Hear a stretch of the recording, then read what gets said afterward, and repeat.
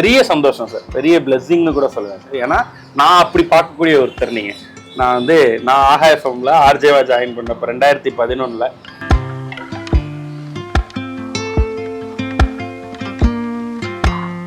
நம்ம 2 பேரும் ஒருத்தர். அவ்வளவுதான். இந்த நிகழ்ச்சியில நம்ம இணையத்துக்கும் காரணம் அவர்தான். இப்ப நீங்க சொன்னீங்களே,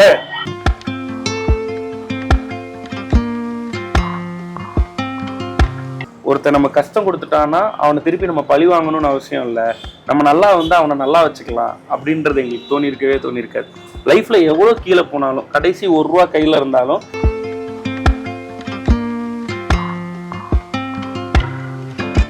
அவரு என்ன சொல்றாருன்னா, உங்களை என்ன சொல்றது, வாழ்த்துறதா பாராட்டுறதா பிலீவ் பண்ணவே முடியும். 50 hours எப்படி நான் ஸ்டாப்பா அப்படிங்கிறாரு. நான் அடுத்து கேட்கிறேன்,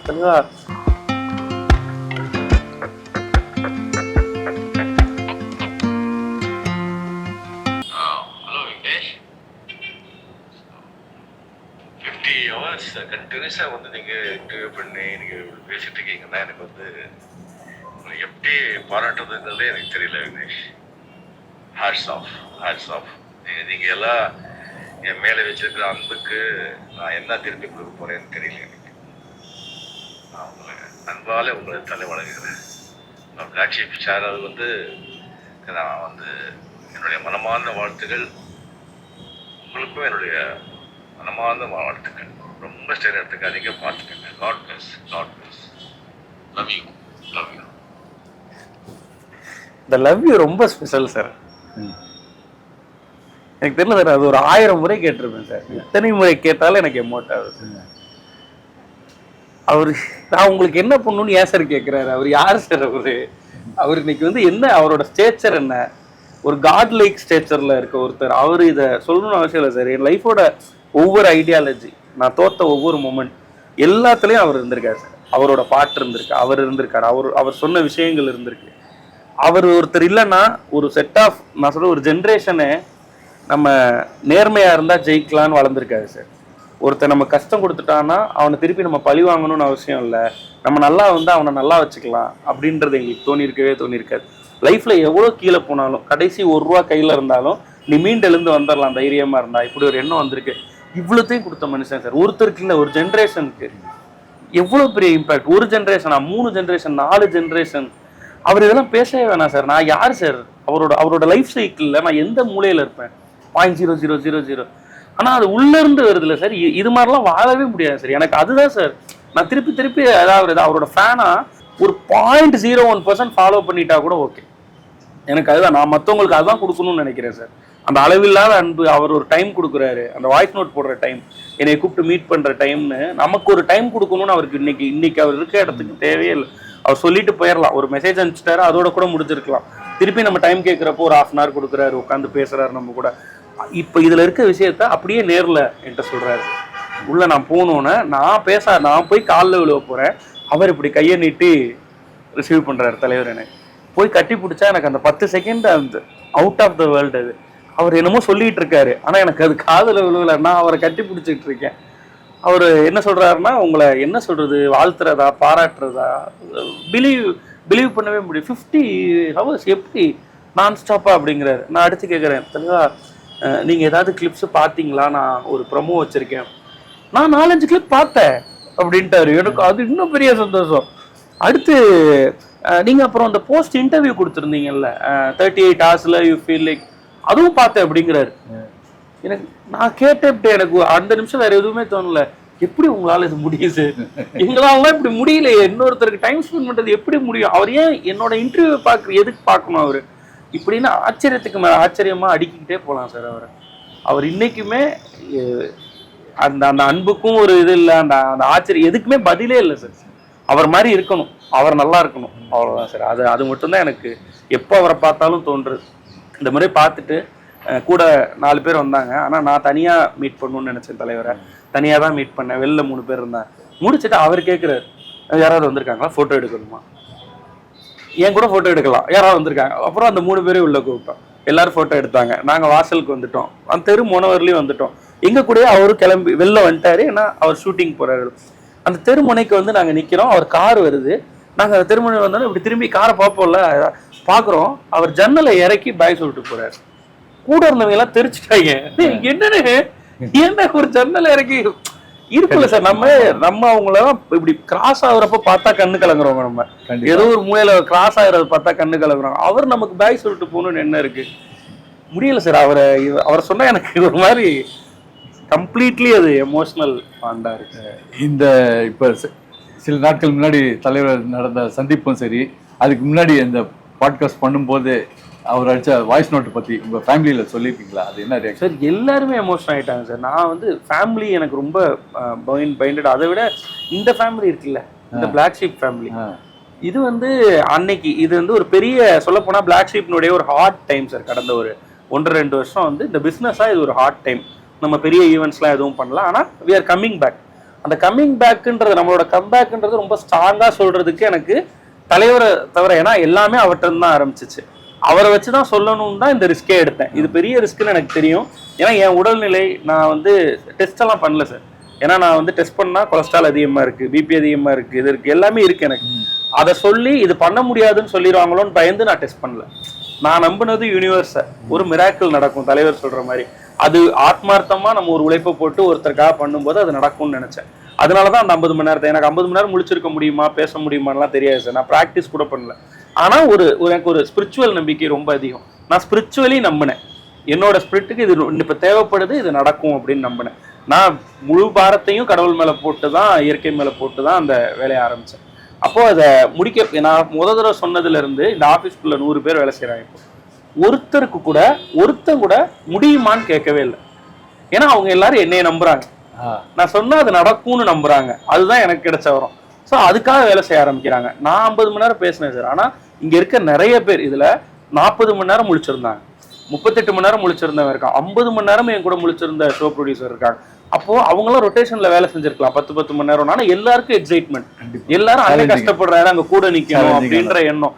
இப்படி எல்லாம் அவங்க வேலை செய்யும் போது இதுக்கெல்லாம் என்ன கடைசியா கிடைக்கும் தெரியல. ஆனா நாங்க அது ஃபுல்லா நாங்க நினைச்சுக்கிட்டே இருந்தது, தலைவர் ஒரு முறை பார்த்துட்டா போதும், இதை தலைவர் ஒரு முறை பார்த்து. வர்ற எல்லா கெஸ்ட்டும் சொல்றாங்க, நான் கண்டிப்பா இதை தலைவர்கிட்ட கொண்டு போய் சேர்க்கிறேன், கண்டிப்பா நான் உங்களை பத்தி சொல்றேன், உங்களை கூப்பிடுவாருன்னு எல்லாரும் சொல்றாங்க. நான் சொல்றேன், கூப்பிடலாம் வேணாம், அவர் பார்த்துட்டா கூட ஓகே தான் எங்களுக்கு, அப்படிலாம் சொல்றேன். எல்லாம் சொல்லி முடியுது. 6:30 மணிக்கு நான் முடிக்கிறேன். முடிச்சுட்டு வெளியில வரேன். நான் போன் அப்பதான் எடுக்கிறேன். 50 மணி நேரத்துக்கு அப்புறம் நான் போன் எடுக்கிறேன். எடுத்து அப்படியே இது பண்றேன், உங்க பேரை மட்டும்தான் நிறுத்தினேன். ஏன்னா நான் ஏதோ நடந்திருக்கும் நம்பிதான் போன் எடுக்கிறேன். பார்த்தா உங்க பேர்ல ஒரு மெசேஜ் நிறுத்திட்டேன். Riyaz sir message. ஓபன் பண்ணா நான் மட்டும் கேட்கிறேன், கடல்ல இருந்து தண்ணி வருது. 2வது தடவை, 3வது தடவை, 4வது தடவை. பசங்க எல்லாம் கலைஞ்சிட்டாங்க, வேலையெல்லாம் முடிஞ்சு எல்லாம் கிளம்புற இதுல இருக்காங்க. டக்குன்னு ஒருத்தனை கூப்பிட்டு எல்லாரையும் மீட்டிங்னு சொல்லி உட்கார சொல்லு அப்படின்னு சொன்னேன். உட்கார சொல்லியாச்சு. சவுண்ட் சிஸ்டமை கூப்பிட்டு இன்னும் ஒரே ஒரு ஸ்பீக்கர் மட்டும் கனெக்ட் பண்ணுங்க அப்படின்னு சொன்னேன்.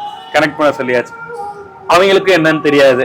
எனக்கு ஒரு பக்கம் உங்கள்கிட்ட பேசுறேன், போன் பேசுறேன், என்னால கண்ட்ரோல் பண்ண முடியல, அழுகிறேன். நீங்க இல்ல பரவாயில்ல நாளைக்கு பேசலாம் அப்படிலாம் சொல்றீங்க. பேசலாம் சார். அப்புறம் போய் உட்கார்ந்த உடனே லேப்ல அதை போட்டு இந்த ஆடியோவை பிளே பண்றேன். பிளே பண்ணா 100 பேரும் ஒரு 50 பேர் அழுதுருப்பாங்க சார். நமக்கு இருக்க உணர்வு அதே அவனுக்கும் கடத்தப்படுது. அவனுக்கு எல்லாருக்குமே ஏதோ ஒண்ணு பெருசா அடைஞ்சிட்டோம். இன்னும் சொல்ல போனா அந்த வேர்ல்ட் ரெக்கார்டை கையில வாங்கினப்ப கூட அந்த மொமெண்ட் இல்ல. எல்லாருக்கும் தலைவரோட வாய்ஸ் கேட்டோன்னு, அதுலயே அவர் அந்த பிளாக் ஷீப் அப்படின்னு சொல்ற இடத்துல கத்துறாங்க, லவ் யூ சொல்ற இடத்துல கத்துறாங்க, உங்களுக்கு நான் என்ன பண்ண போறேன் சொல்ற இடத்துல அப்படின்னு ஒரு வார்த்தையும் ஒரு 10 தடவை ரிப்பீட்ல கேட்டிருப்போம் எல்லாருமே உட்காந்து. அதுதான் நான் கொடுத்த the best gift for black sheep family. அது எல்லாத்தையும் மறக்கடிச்சிருச்சு சார். இன்னும் சொல்ல போனா 800 ஸ்டார்ட் ஆஃப் பிளாக் ஷீப். அதுல இருந்து திருப்பி வேகமா வேலை செய்ய ஆரம்பிச்சு இந்த அடுத்த அவார்ட்ஸ் நோக்கி மூவ் ஆயிட்டோம். எல்லாரும் வெறித்தனமா வேலை செய்யறாங்க. எப்படியாவது முண்டி அடிச்சு ஜெயிச்சிடலாம். சொல்ல போனா அது செகண்ட் ஹாஃபோட ஸ்டார்ட் சார். முதல் சீன். இப்போ கிளைமேக்ஸ் நோக்கி மறுபடியும் நாங்க பயணிச்சுட்டு இருக்கோம். ஸோ அதை நோக்கி அந்த வெற்றி கொடி கட்டு அந்த மொமெண்ட்ல வேலை செய்யறோம். இது இந்த ஃபேமிலிக்கு. எங்க ஃபேமிலிக்கு அவங்க ரொம்ப கஷ்டப்பட்டாங்க. ஏன்பா இதை நீ பண்ணணும் அப்படின்றப்ப அவங்க என்னன்னா இவ்வளவு பெரிய ரிஸ்க் எடுக்கணுமா அப்படின்னு அவங்க எப்பயுமே அவங்களுக்கு நம்ம மேலதானே அது இருக்கும். அதனால அம்மா எல்லாம் வரவே இல்லை. வீடியோ பார்க்கவே ரொம்ப நைட்டு 1 மணி 2 மணிக்கெல்லாம் ஃபோன் பண்ணி எல்லாத்தையும் எழுதிருக்காங்க. ஏன்பா அவனை வேணான்னு சொல்லுப்பா இது அப்படிலாம் சொல்லியிருக்காங்க. ஆனா அவங்களுக்கு இந்த 50வது மணி நேரம் தலைவர் விஷ் பண்ணிட்டாருன்றப்ப அது அங்கீகாரம். அவங்க எல்லாரும் அவங்க அதான் நீ இவ்வளவு கஷ்டப்பட்டா அதுக்கான அங்கீகாரம் கொடுத்துட்டாரு அவரு அப்படின்னு சொல்லி அதுக்கப்புறம் இது அடுத்த நாள் போட்டுக்கலாமா டிஜிட்டல்னு நீங்கள் போடவும் சொன்னீங்க. அப்போ பார்த்தா ஃபேன்ஸ் எல்லாம் இதை ஷேர் பண்ணி செலிப்ரேட் பண்ணுறப்ப எனக்கு எல்லாரும் அது அவங்கவுங்க வின்னா நினைச்சாங்கன்றது எனக்கு ரொம்ப ஹாப்பியாக க்ளோஸ் டு ஹார்ட்டாக. நீங்க உங்களோட தலைவர் பர்த்டே ஸ்பெஷல் நிகழ்ச்சி கொண்டாட்டத்தை பத்தி சொல்லிட்டீங்க. அந்த நிகழ்ச்சி உருவானது எப்படி? அந்த தலைவர் நான் ஸ்டாப் 50 அந்த பாட்காஸ்ட் அந்த உருவானது எப்படி அது சொல்லுங்க. அதுல யார் யாரெல்லாம் கலந்துக்கிட்டாங்க, அவங்கள எப்படி அப்ரோச் பண்ணீங்க, அது எப்படி சாத்தியமாச்சு? ஆக்சுவலாக நம்ம நிறைய ஷோஸ்க்கு அப்ரோச் பண்ணுவோம்ல சார். ஒரு லிஸ்ட் போட்டு அதில் அப்ரோச் பண்ணால் ஒரு 10ல் 3 பேர் 4 பேர் வரேன்னு சொல்லுவாங்க.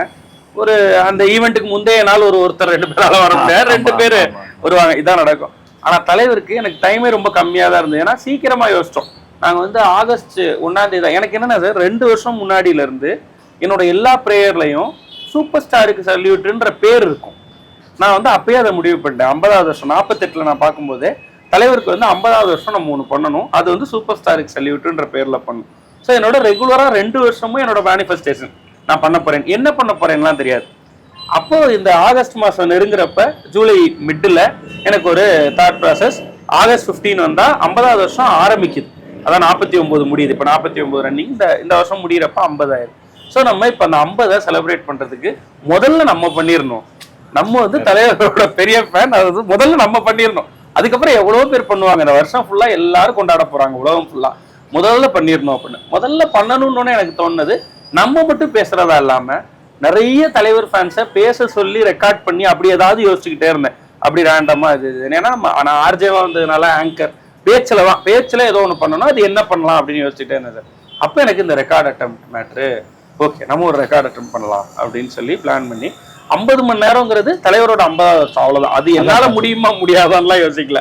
50 மணி நேரம் ஏன்னா தலைவரோட 50வது வருஷம். அப்போ 50 மணி நேரம் நம்ம இதை பேசுவோம் அப்படின்னு சொல்லி 50 மணி நேரம் பேசுவோன்னதுக்கு அப்புறம் இதுல எத்தனை பேர் தேவைப்படுறாங்க? 50 பேர் தேவைப்படுறாங்க. உடனே ஒரு லிஸ்ட் எடுக்கிறோம். இங்க ஊர்ல இருந்த 40 பேர் வரேன்னு சொல்லிட்டாங்க. அவ்வளவுதான். யார்கிட்ட கேட்டாலும் முதல் காலில் வரேன்னு சொல்றாங்க. ஸோ அது அவர் மேல இருக்க அபிமானம். பிளஸ் இதுல ஒரு கம்ஃபர்ட் என்னன்னா 50 மணி நேரத்துக்குள்ள எப்பனாலும் வரலாங்கிறதுனால அப்படி சிலர்லாம் இப்போ அர்ச்சனா அக்காலாம் சொல்லும் போதே ஃபோன் பண்ணி இது மாதிரி வாங்கன்னு சொல்லும் போதே முதல் காலிலே அவங்க எல்லாரும் போற டைம்ல என்னை போடாதீங்க, நைட்டு 2 மணி 3 மணிக்கு யாரும் வராம இருப்பாங்கல்ல கெஸ்ட், அந்த டைம்ல என்னை போடுங்க, நான் அப்ப அவனை எனர்ஜி பண்றேன் அப்படின்னு. அவங்க எவ்வளவு பெரிய தலைவர் தெரியும். ஸோ அவங்க அப்படி இது மாதிரி எல்லாரும் எல்லாருமே ஒரு வார்த்தையே தவறாம சொன்னாங்க சார். உட்கார்ந்தோன்னே அவங்க சூப்பர் ஸ்டார் ஃபேன், அதனால அவங்களுக்கு ஒன்று இருக்குள்ள வந்தோன்னே நீங்க கொஞ்ச நேரம் அமைதியா இருங்க, நாங்க பேசிக்கிறோம், நீங்க ரெஸ்ட் எடுங்க, நாங்க பேசுறோம் அப்படின்னு.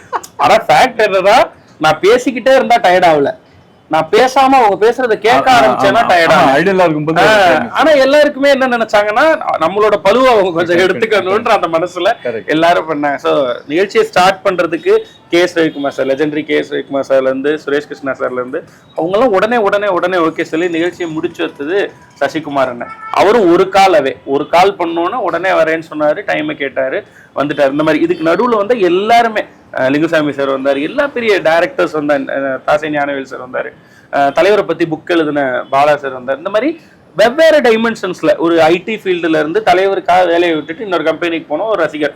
இந்த மாதிரி ராஜ ரசிகர்கள் ஃபோன்ல கிட்டத்தட்ட ஒரு 500-600 பேர்ட்ட பேசியிருப்பேன். ஒவ்வொருத்தருக்கும் அவ்வளோ இன்ட்ரெஸ்டிங். இன்னும் சொல்ல போனா என்னோட நைட் டைம் ஃபுல்லா இந்த 48 மணி நேரம் 50 மணி நேரத்துல 2 நைட், அந்த 24 மணி நேரமும் ஃபோன் கால்ஸ் தான் என்னை என்கேஜ் பண்ணுச்சு. இங்க கெஸ்ட் எவ்வளவு என்கேஜ் பண்ணாங்களோ ஈக்குவலி ஃபோன் கால்ஸ் எல்லா நாடுகள்ல இருந்தும், இங்க எல்லா ஊர்கள்ல இருந்தும் விடிய முழிச்சிருந்து கால் பண்ணி நாங்களும் ஒரு பார்ட்டா இருக்கணும் இதுல, தலைவரை பத்தி நான் பேசுறேன்னு ஒவ்வொருத்தர் சொன்ன கதையும் வேற கதை சார். ஒரே மாதிரி இல்லவே இல்லை. நான் அப்பதான் எவ்வளவு குடும்பங்களுக்குள்ள எவ்வளவு ரூட்டடா தலைவர் போய் சேர்ந்திருக்காரு அப்படின்றத பார்க்க முடிஞ்சு. ஸோ இந்த ஐடியேட் பண்ணதுல 50 மணி நேரம் பண்ணோம் அப்படின்ற முடிவு அதனாலதான் வந்துச்சு. ஆகஸ்ட் 15க்கு பிளான் பண்ண முடியல. சரி, ரொம்ப ஷார்ட் நோட்டீஸா இருந்துச்சு நான் முடிவு பண்ணதுல இருந்து.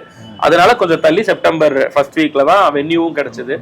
ஸோ அந்த இடத்துல பண்ணலாம் அப்படின்னு சொல்லிட்டு அப்புறம் செப்டம்பர் 6ல இருந்து 8 வரலையும் ஃபிக்ஸ் பண்ணி ஓட ஆரம்பிச்சு. எல்லா கெஸ்ட் வந்தவங்க, அப்புறம் ஃபோனில் விஷ் பண்ணுவாங்க, அது இல்லாமல் இந்த லைவை ஷேர் பண்ணுவாங்க. நிறைய பேர் ட்வீட் பண்ணியிருந்தாங்க, ஷேர் பண்ணியிருந்தேன். வர முடியாதவங்களா கார்த்திக் சுப்ராஜ் பிரதர்லாம் நான் கண்டிப்பாக வந்துடணும்னு நினைக்கிறேன், ஆனால் நான் அப்போது சூர்யா சாரோட ஷூட்டில் இருந்தார், ஸோ அதனால் ட்வீட் பண்ணியிருந்தார். இந்த மாதிரி எல்லாருமே சப்போர்ட் பண்ணியிருந்தாங்க. ஸோ ஓவரால் அது பயங்கரமாக இருந்துச்சு.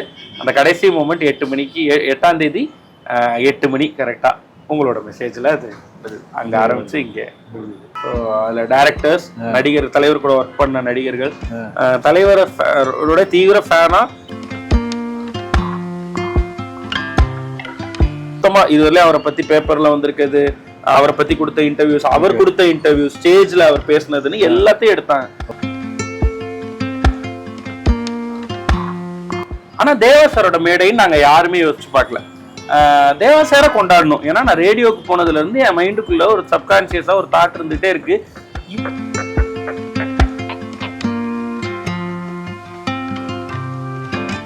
தேவா சாருக்கு எப்படிடா நேரு ஸ்டேடியம் எப்படி ஃபில் பண்ணுவீங்க, எப்படி வருவாங்க, நம்ம பசங்களுக்கு தெரியாது, இன்னைக்கு யார் டிக்கெட் வாங்க, இவ்வளவு கேள்வி இருக்கு எங்களுக்கு பின்னாடி.